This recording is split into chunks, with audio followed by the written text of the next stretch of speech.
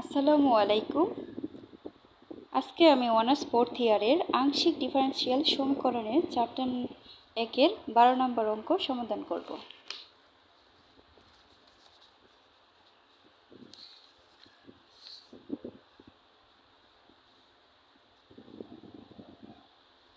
আচ্ছা, ডাকটা একটু আমরা পড়ে নিই, তারপর দেখা যাক কী বলছে।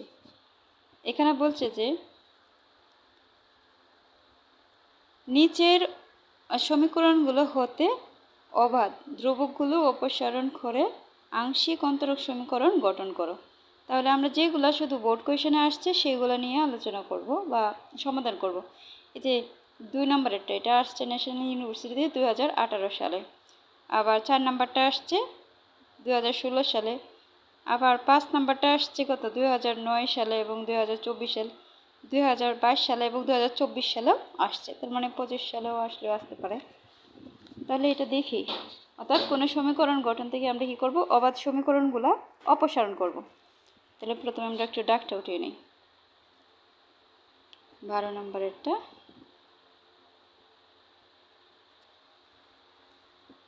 ডাকটা হচ্ছে এরকম।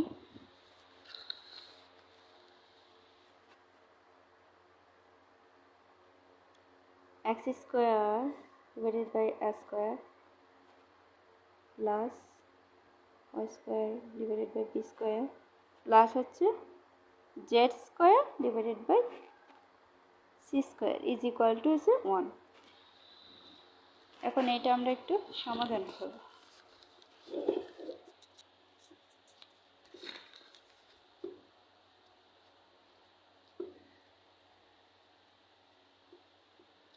সমাধান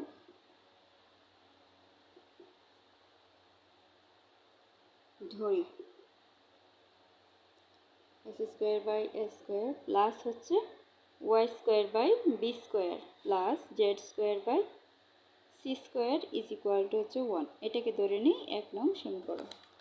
এখন 1 নংকে x এর সাপেক্ষে অন্তরীকরণ করে পাই।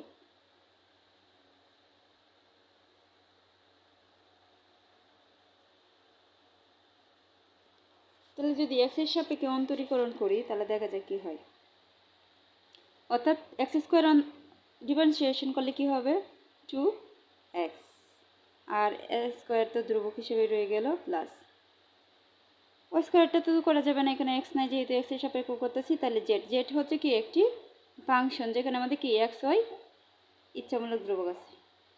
তাহলে এক্স জেডটা যদি করি তাহলে 2z, আবার যেহেতু জেড আমরা এক্স এর সাপেক্ষে করতেছি, জেডের মধ্যে এক্স ওয়াই আছে, তাই জন্য আবার জেডকে করতে হবে। তাহলে করলে কি হবে del Z by del X, আর এখানে কি রইল ধ্রুবক হিসাবে সি স্কোয়ার রয়ে গেল প্লাস 1কে যদি আমরা করি তাহলে ধ্রুবককে আমরা জানি ডিফারেন্সিয়েশন করলে 0 হয়ে যায়। এখন আমরা উভয় পক্ষ থেকে যদি 2 কমন নিয়ে নিই তাহলে কি হয়ে যায়, 2 গুণাকারে থাকবে, আর গুণাকারে এই পাশে যদি সমান চিহ্ন ওই পাশে নিয়ে যাই তাহলে কি ভাগ হয়ে যাবে।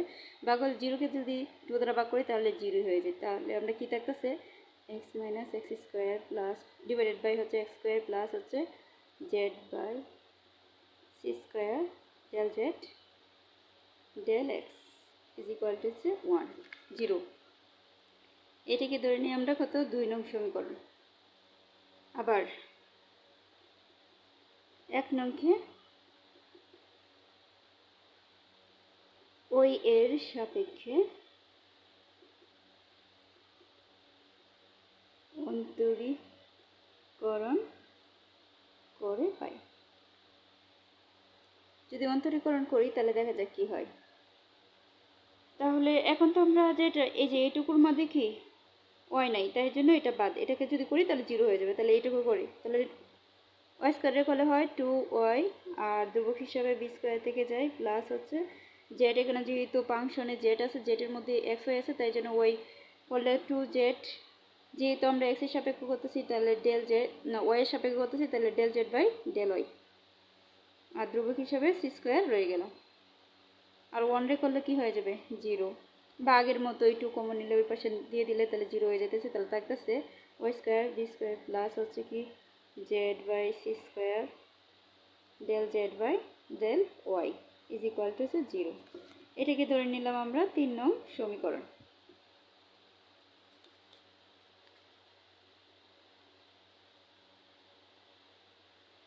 কিন্তু এই 3 নং সমীকরণ থেকে কিন্তু আরেকটা বার করা যাইতেছে, যা পরবর্তীতে করব। এখন আমরা কি করব, এই 3 নংকে আবার 3 নংকে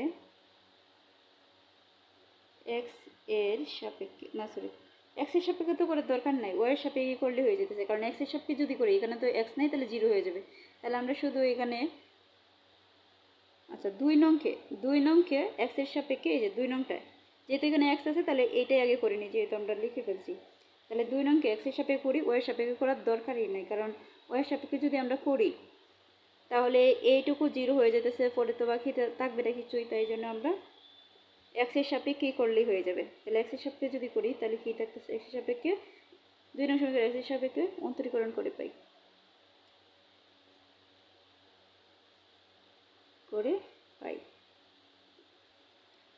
তাহলে এক্স রে যদি অন্তরীকরণ করি এক্স এর সাপেক্ষে তাহলে কি হয় 1। আবার ধ্রুবক হিসেবে আছে কি স্কোয়ার 1/x², এটা রয়ে গেল। আবার এটাকে যদি করি এখানে কি ইউ এর সূত্র বসে, একটা জেড আর একটা হচ্ছে কি, একটা হচ্ছে ইউ আর একটা হচ্ছে বি, তাহলে ইউ এর সূত্র যদি হয় তাহলে কি হয়ে যাবে দেখেন, এখানে আমরা জানি বি স্থির, না ইউ স্থির বি খেয়ে করবো, সি স্কোয়ার তো ধ্রুবকই, যদি করি তাহলে কি হয় del square Z by del x² plus, এখন কি এইটুকু স্থির থাকবে, আবার জেডকে করব, তাহলে যদি স্থির থাকে সি স্কোয়ার, আর এখানে রইল কি del Z by del X স্থির, বি স্থির, ইউরে করলে জেড রে করলে হবে del Z by del X, আর 1 রে করলে হবে 0, 1 রে করলে কি হবে 0, এইটুকুই।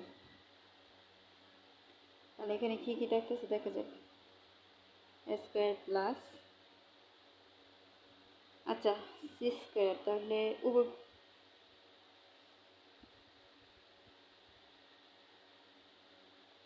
এখানে কি আছে জেড, আচ্ছা এখন যদি আমরা দেখো এখানে সি স্কোয়ার আছে, এখানে সি স্কোয়ার আছে, তাহলে উভয় পক্ষে সি স্কোয়ার দ্বারা গুণ করে দেই, তাহলে কি হবে সি স্কোয়ার, আর এখানে যদি সি স্কোয়ার দ্বারা গুণ করে দিই তাহলে সি স্কোয়ার উপরে সি স্কোয়ার নিচে সি স্কোয়ার কাটা যাবে, এখানেও সি স্কোয়ার কাটা যাবে, তাহলে থাকতেছে কি জেড, আবার del Z square Z by del x² plus, এইখানে যদি সি স্কোয়ার দ্বারা গুণ করে দিই কী হবে প্রত্যেকটাকে, তাহলে এই উপরে সি স্কোয়ার নিচে সি স্কোয়ার কাটা যাবে, তাহলে থাকবে শুধু এইটুকু, আর এইটুকু দেখুন এইখানে যায় এখানে যায়, তাহলে আমরা এটার উপর কি স্কোয়ার দিয়ে দিতে পারি, এতে ইজ ইকুয়াল টু হচ্ছে 0-এর সাথে যদি সি স্কোয়ার গুণ করি তাহলে 0 হয়ে যাবে, তাহলে এটাকে আমরা ধরে নিলাম 4 নং সমীকরণ। অনুরূপভাবে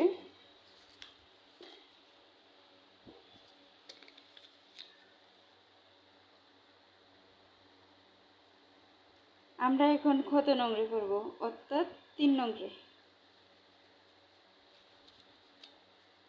3 নং সমীকরণ কে এক্স ওয়াই এর সাপেক্ষে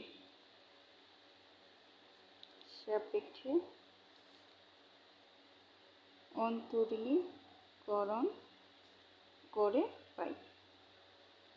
আচ্ছা আমি একটু ডাকটা তুলে তারপর করতেছি, দেখি 3 নং কি ডাকটা ছিল, এখানে ছিল Y B square plus Z C square del Z by del Y is equal to 0।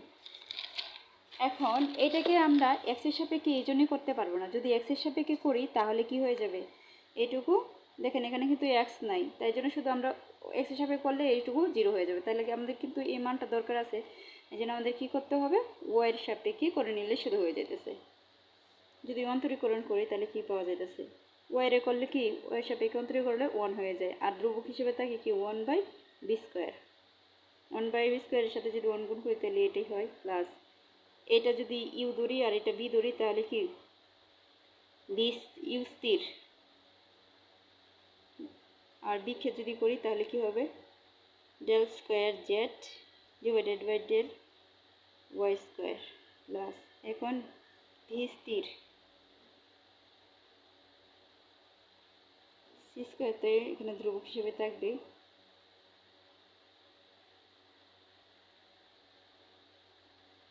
এখন যদি এটা যদি উজ্জ্ব হিসেবে থাকে del Z by del Y, আবার এটাকে করলে কি হয়ে যাবে, আগের মতো একই থাকবে, তাহলে এটা আমি উপরে এর সাথে 0 দিয়ে দিলাম। এখন দেখেন উভয় পক্ষে যদি সি স্কোয়ার দ্বারা, এখানে যদি সি স্কোয়ার দ্বারা গুণ করে দিই তাহলে কি থাকবে, C square minus B square plus, এখানে যদি সি স্কোয়ার দ্বারা গুণ করে দিই তাহলে সি স্কোয়ার কাটা থাকবে কি Z, del square Z del Y square plus, এখানে যদি আমরা কি করি সি স্কোয়ার দ্বারা গুণ করে দিই তাহলে প্রত্যেকটাকে সি স্কোয়ার দ্বারা গুণ হবে, তাহলে এই উপরে সি স্কোয়ার নিচে সি স্কোয়ার কাটা যাবে, থাকবে কি del Z by del Y whole square is equal to হচ্ছে 0। এটাকে ধরে নিয়ে আগের সমীকরণটা কত ধরছিলাম, আগের সমীকরণটা ধরছিলাম 4, তাহলে এটা হবে কি 5 নং সমীকরণ। এখন আমরা কি করব, এইটুকুর মান, আর দেখি এইটুকু মান কোথা থেকে পাওয়া যায়, এইটুকু মান আমরা পাইতে পারি এদিক থেকে,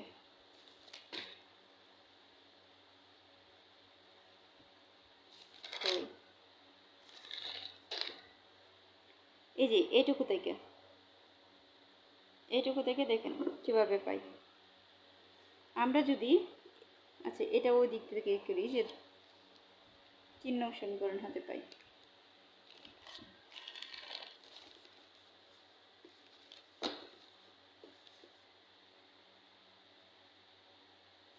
তিন নং হতে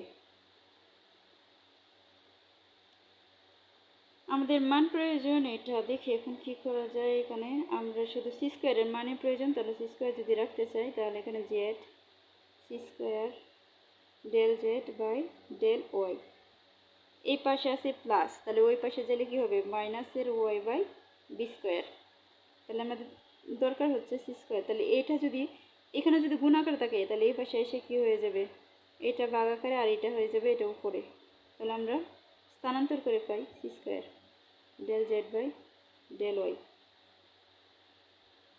আর এখানে কি থাকতেছে কি মাইনাস ওয়াই বাই অর্থাৎ জেড।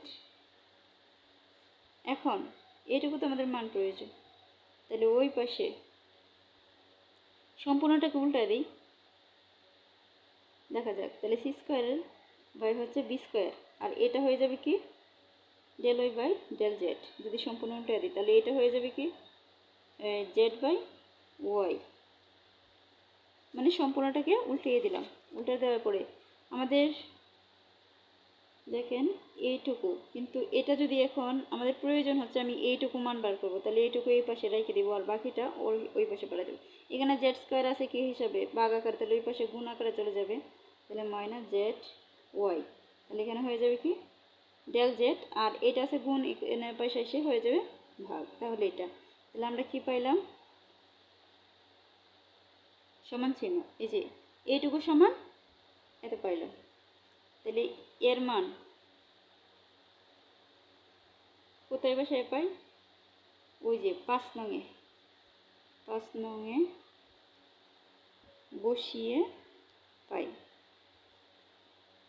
যদি 5 নঙে বসিয়ে দিই তাহলে দেখা যাক কী হয়, তাহলে এই যে এইটুকু জায়গায় শুধু এইটুকু মান বসাবো, তাহলে minus Z by Y del Z by del Y, আর বাকিটা যা আছে ওইটা বসাই দিব, Z del square Z by del Y square plus হচ্ছে del Z del Y divide whole square is equal to 0।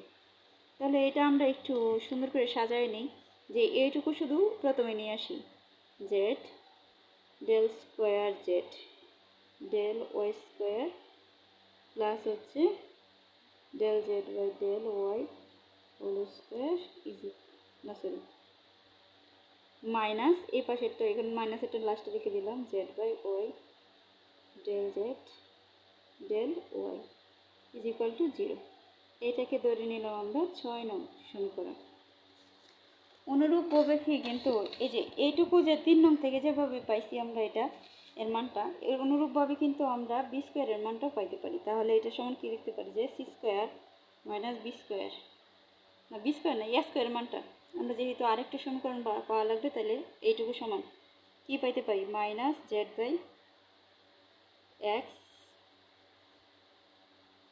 Minus Z by X del Z by del X, এটা পাইতে পারি। তাহলে এর মান কত নং বসাই,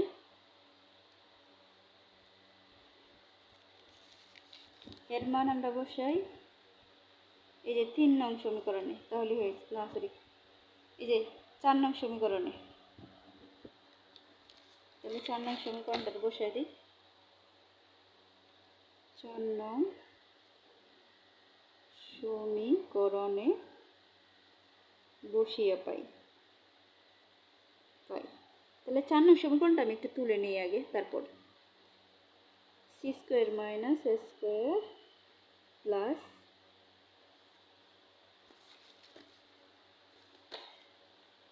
Z del square Z by del x square plus হচ্ছে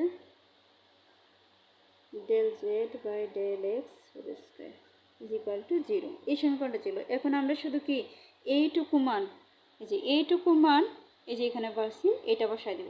তাহলে বসাই দিই মানটুকু যা আছে তা, by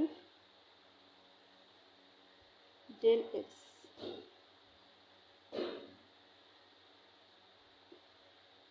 Z del square Z by del x square plus হচ্ছে del X sorry del Z by del X whole square is equal to 0। এটাকে এখন যদি আমরা একটু সাজাই দিই, তাহলে প্রথমে লিখে নেব প্লাসেরগুলো একটু, del square Z del x square plus হচ্ছে del Z del X whole square minus Z del x del Z by del X is equal to 0। এটাকে আমরা আগেরটা দিছি কত 4 নং, না আগেরটা কত সমীকরণটা পাইছিলাম 6, এখন দিয়ে দিব 7 নং। তাহলে এই অর্থাৎ 6 নং 6 ও 7 নং সমীকরণ দ্বয় হল আংশিক অন্তর সমীকরণ। কেননা আমাদের মূল লক্ষ্য ছিল যে এক্স এ বি অর্থাৎ ইচ্ছামূলক ধ্রুবকগুলো অপসারণ করা। যেহেতু আমরা করে দিয়েছি, তাহলে মানে কি চলক দেখেন এটার মধ্যে কোনো ইচ্ছামূলক ধ্রুবক নেই, আবার এই যে পাইলাম সমীকরণটা এটার মধ্যে কোনো ইচ্ছামূলক ধ্রুবক নেই। আমাদের মূল লক্ষ্যই হচ্ছে কি এই সমীকরণ থেকে যাতে ইচ্ছামূলক ধ্রুবকগুলো অপসারণ করা যায়। তাহলে আমরা করে দিলাম এইটাই। আচ্ছা, পরের যে এটা আছে এটা একটু আমরা আরেকটা করে নিই অঙ্কটা, পরের সমাধানটা। তাহলে পরেরটা আছে কি 16 সালে আসছে, যেটা বোর্ড পরীক্ষা আসছে, এটি আমরা করে দিচ্ছি। তাহলে জেড ইজ ইকুয়াল টু হচ্ছে কি A X square plus B X Y plus C Y square. এইটা আমরা ধরে নিলাম এটা কি, এটা হচ্ছে 1 নং সমীকরণ। এখন 1 নং সমীকরণকে এক্স এর সাপেক্ষে অন্তরীকরণ করে পাই। যদি অন্তরীকরণ করি জেডকে, যদি আমরা অন্তরীকরণ করি del Z by del X X এর সাপেক্ষে আর ইজ ইকুয়াল টু, এটা যদি এক্স আছে তাহলে কি হবে এক্স স্কোয়ারে করলে 2x 2ax এতটা ধ্রুবক হিসেবে থাকবে, প্লাস এইটাকে যদি আমরা করি এটাকে, তাহলে কি হবে এক্স এর করলে হবে 1 আর বি আর ওয়াই হচ্ছে ধ্রুবক হিসেবে থাকবে। আর এখানে যেহেতু এক্স নাই, তো এই জন্য এটা করলে কি 0 হয়ে যাবে, তাহলে করার দরকার নেই, শেষ। এটুকু ধরে নিলাম আমরা 2 নং সমীকরণ। আবার এক্স এর আবার ওয়ের সাপেক্ষে 1 নং সমীকরণকে ওই এর সাপেক্ষে অন্তরীকরণ করে পাই। তাহলে যদি অন্তরীকরণ করি ওয়াই সাপেক্ষে তাহলে কী হবে, del Z by del Y is equal to, এইটুকু করলে তো জিরো হয়ে যাবে, তাহলে আমাদের দরকার নাই, আমাদের কী করতে হবে, এইটুকুকে করি। তাহলে যদি বি ওয়াইকে করি, ওয়াইকে করলে কি হয়ে যাবে, ওয়াইকে করলে 1 হয়ে যাবে, আর ধ্রুবক হিসাবে বি এক্স দেখে যাবে, ওর সাথে গুণ করলে এইটুকুই থাকে প্লাস, এখানে ওয়াই স্কোয়ারে করলে হবে 2, আর 3 হচ্ছে ধ্রুবক 3 2c ওয়াই, এটাকে ধরে নিলাম 3 নং সমীকরণ। এবং 3 নং সমীকরণকে সমীকরণকে এখন আমরা এক্স হিসাবে করি, এক্স ওয়াই এর সাপেক্ষে অন্তরীকরণ করে পাই। বারবার লেখা থেকে আমি একবারে লিখে নিলাম যে এক্স এর সাপেক্ষে করবো, আর একবার কি ওয়াই এর সাপেক্ষে করবো। তাহলে এক্স এর সাপেক্ষে যদি এটা করি তাহলে del square Z by del x del Y is equal to, X এর সাপেক্ষে করলে কি হইতেছে, তাহলে বি শুরু থাকতেছে, আর এটা যদি নাই তাহলে জিরো হয়ে যেতেছে। এবং ওয়াই এর সাপেক্ষে যদি এটাকে করি কি হয়ে যাবে, del square Z del Y square is equal to হচ্ছে এক্স, এখানে বি, এটাকে তো করলে জিরো হয়ে যাবে, তাহলে এখানে কি থাকতেছে যে 2c, এইটুকুই। আবার এইটুকুকে যদি আমরা কি করি, 2a পাওয়ার জন্য আমাদের কার সাপেক্ষে করতে হবে, এক্স এর সাপেক্ষে করতে হবে। তাহলে কত নং সমীকরণ এটা, যে 2 নং, এটুকুকে অর্থাৎ 2a পাওয়ার জন্য আমাদের কি করতে হবে, মান পাওয়ার জন্য 2 নং সমীকরণকে এক্স এর সাপেক্ষে অন্তরীকরণ করে পাই। যদি অন্তরীকরণ করি তাহলে কি করা যেতেছে দেখেন, del square Z by del x square is equal to হবে, দেখেন এখানে শুধু এক্স আছে, এক্স রে করলে কি হবে 2a, আর এইটুকু করলে 0, তাহলে কত দরকার নেই। তাহলে আমরা কি কি মান পাইছি দেখেন, বি এর মান পাইছি, তারপর কি 2c এর মান পাইছি, এবং 2 এর মান পাই গেছি। যেহেতু এই তিনটার মান পাই গেছি, তাহলে 1 নং সমীকরণটা আমাদের কি আছে, এ আছে, আবার কি আছে, সিও আছে, বিও আছে, তাহলে 1 নং সমীকরণ হাতে পাই। 1 নং সমীকরণটা আমি লিখে নিই, 1 নং সমীকরণকে 2 দ্বারা গুণ করে পাই। কেন গুণ করছি, কারণ দেখেন এখানে 2a আছে 2c আছে, তাই জন্য সুবিধার জন্য, তো মানগুলো যাতে সরাসরি বসানো যায়, তাই জন্য আমরা সব কিছুতে গুণ করে দিলাম। তাহলে যদি গুণ করে দিই তাহলে আমরা কি পাইতেছি, 1 নং সমীকরণটা 2z ইজ ইকুয়াল টু হচ্ছে কি 2a x square plus 2bx y plus 2c y square, এটা হচ্ছে 1 নং সমীকরণ। এখন এই সমীকরণে কি করব, এই সমীকরণে মান বসিয়ে পাই, তাহলে মান বসিয়ে দিই 2z।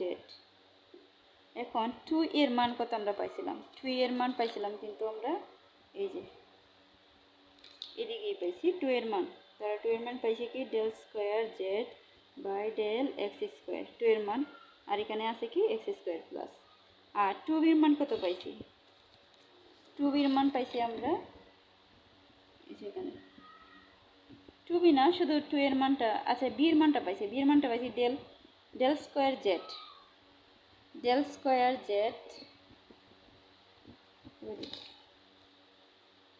2 তো থাকবেই, del square Z del x del y, এটা হচ্ছে বি এর মান, আর এক্স ওয়াই সাথে রয়েছে প্লাস 2cর মান, 2cর মান আমরা কি পাইছি, 2cর মান পাইছি আমরা অর্থাৎ del square Z by del Y square, del square Z by del Y square, আর এর সাথে আছে Y square is equal to হচ্ছে কি 0।